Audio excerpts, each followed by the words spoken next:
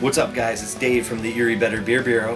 We're back at you with another mystery beer review. I'm gonna go up and get the guys. We're gonna get into this beer here, and we're gonna see what the guys think about it. Oh, it's kind of more mild. It is a soft aroma. Picking up some alcohol. A little bit of There's alcohol. some sort of alcohol going on there for sure. Like Some faint red fruits. I was thinking you know cherries. what I mean? I'm also a getting little kind of pomegranate. like a cedar wood almost off of it. I don't know if I'm getting wood. Yeah, the more I'm smelling it, the more I'm agreeing with that pomegranate. Yeah. That's. You know what it kinda- reminds me of is like kind of like one of those barely aged Deschutes beers. You know what I mean? Like where 11%. But yeah, I'm getting alcohol. I'm getting a faint, like almost like a cedar wood, and I'm getting just mild red fruits. Yeah. Hey, I'm not sure about actual cedar, but I'm getting some woodiness.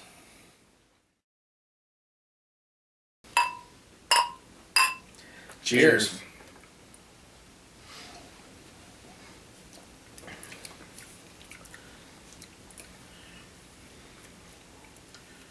Wow.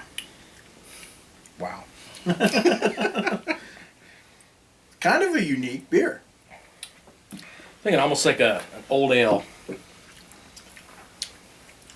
But again, it's all fairly smooth and mild. There isn't anything like really bold, just like punching out at you. Again, I do get a little. I would think the alcohol is at least 9%. at least yes. 9 to like could be up there. Yeah, it's a little bit boozy still. Yeah. It's a little warm going down.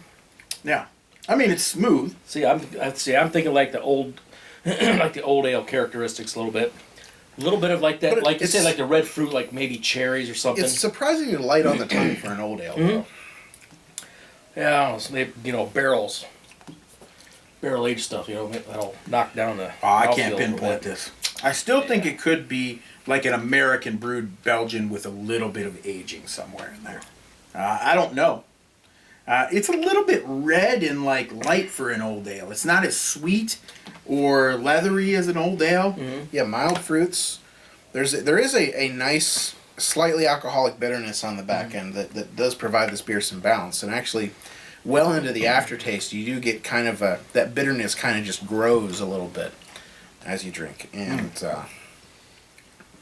I am also having a lot of difficulty really placing this beer. Yeah, I like it. I You like know it what too. I It's mean? really good. It's got that sweetness. I'm starting to I think it's lean a towards strong Quad. ale. Yeah. I don't know. What do you think? I Matt? think you say strong ale quad at exactly the same time, and I'm like, a strong quad ale. You know, I'm kind of in that 3.75 to 4 range on this beer. And, you know, typically with the blind reviews, sometimes, especially when you don't know the style, I tend to go with the lower of the two scores. And I think I'm going to do that here because I'm just not exactly sure. I was about to fake you out, but no, I'm not really going to. No, I mean, it is a good... I don't know. It's a good beer, and I'm enjoying it. I think it's high alcohol. I do. I think it's mid-teens. The more I sip on it, I'm gonna give it a 3.75 out of 5. All right. For Dave's mystery beer, I am going to give this beer a 3.5 out of 5. It is fairly well balanced. It does have that nice bitterness on the back end, that slight woody bitterness, like almost like a cedar. The more I taste it, the more I'm getting like a pencil shaving off of it. I knew you were going to say that. I did too. No graphite though. Thank God. But it's light on the tongue. It's fairly pleasant to drink. But every time I take a sip at it, I'm kind of always just looking for a little more boldness, a little more upfront, something to just make it a little more, impressive. So I'm gonna give this beer a 3.5 out of 5. It's decent. It's easy to drink, but I'm still looking for more out of it. All right, I'm going to give it a 4. I mean, I really like this. It does have that caramely sweetness on it, almost barley wine or quad character to it. But it does have a little bit of that cherry, a little bit of wood, and a little bit boozy. I mean, there's a nice balance going on. And the more I'm drinking it, I'm thinking it's less boozy. I mean, it's starting to get even a little bit more drinkable. So I'm really enjoying it. I guess a little bit more than you guys. That's the alcohol talking. No, might be. I told you I'm at a 3.75 Yeah. before. Well, I I'm docked gonna it go forward. quarter point. When I can't figure it out, the it gets blind docked a quarter point. That's how it is. If you fool me, then screw you. You're docked a quarter point. So it might go up to 4 depending on after. Yeah, after the review, I'll tell you it's a So four. I'm going to give it a 4. Yeah, what the hell? I'm at where Mark's at. I got love flavor. I got the cedar, Pat. I got pomegranate. It's actually a wheat wine, aged in bourbon barrels. This is Okay. Pappy Bourbon. Burleson from Anthem Brewing. Oh, wow. It is 17% alcohol. Wow. Yeah, I was definitely I was agreeing with That about dude's this. high.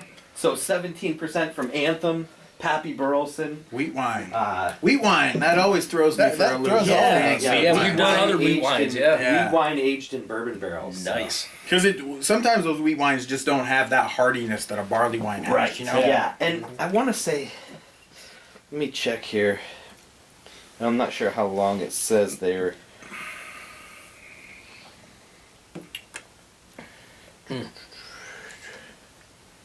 I don't know if it says how long. Plug. Yeah, it doesn't say how long. So what's your they rating, aged it. Dave? I'm at a 4. Yeah. Okay. But there's very few ratings for this thing online on Beer Advocate, and I feel like most of the people live in the area of Anthem, so they're all like 4.25 to 4.75. Sure. It's a local brew, Local but love, yeah. Well, thanks for busting us out. Yeah, that was a Interesting, fun yeah. beer. Yeah. Till next time. Cheers. Cheers.